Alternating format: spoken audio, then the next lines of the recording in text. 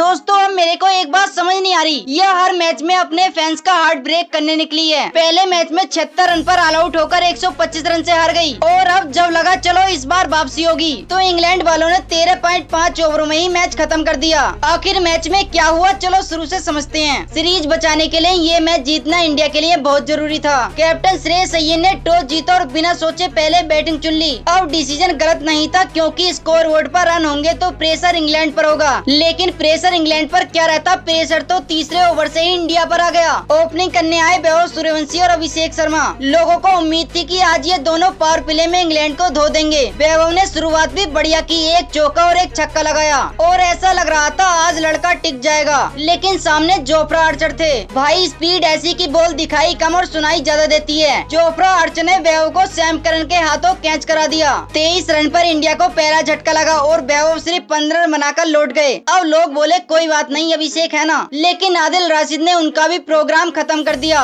उससे पहले ईशान किशन भी सिर्फ 4 रन बनाकर चलते बने और देखते ही देखते 48 रन पर इंडिया के 3 बल्लेबाज लौट चुके थे और इंग्लैंड वाले मैच में इंडिया पर पूरी तरह हावी हो चुके थे। एक टाइम पर ऐसा लग रहा था कि आज 140 भी बन जाए तो बड़ी बात होगी, लेकिन यहीं से कैप्टन श्रेयस अय्यर ने पारी को संभाला। वो न घबराए न जल्दबाजी की, पहले सिंगल निकाले फिर गैप ढूंढे और जैसे ही कोई लूज बॉल मिली सीधा बाउंड्री मार दी। दूसरे छोर पर शिवम दुबे खेल रहे थे, उन्होंने कोई तूफानी पारी नहीं खेली, लेकिन 22 रन बनाकर श्रेयस अय्यर का साथ दिया। दोनों ने पार्टनरशिप बनाई और यहीं से इंडिया की मैच में वापसी हुई, लेकिन शिवम दुबे भी आउट हो गए। फिर तिलक वर्मा आए, उन्होंने भी अच्छे शॉट लगाए, लेकिन वो भी ज्यादा देर नहीं टिके। अब एक बार फिर सारी जिम्मेदारी श्रेयस अय्यर पर थी और यहीं से कैप्टन ने कैप्टन वाली पारी खेली। 49 बॉल 80 रन 4 चौके 5 छक्के और आखिरी ओवर तक नॉट आउट रहे। और सच बताऊं अगर श्रेयस अय्यर ये पारी नहीं खेलते तो कल इंडिया 120 भी नहीं बना पाती। 20 ओवर खत्म हुए और इंडिया ने 158 रन बना दिए। जब 3 विकेट इतनी जल्दी गिर गए थे तब 158 रन बुरा स्कोर नहीं था, लेकिन एक प्रॉब्लम थी, ये स्कोर तभी बच सकता था जब बॉलिंग वर्ल्ड चैंपियन बाली होती है, लेकिन हुआ उसका बिल्कुल उल्टा।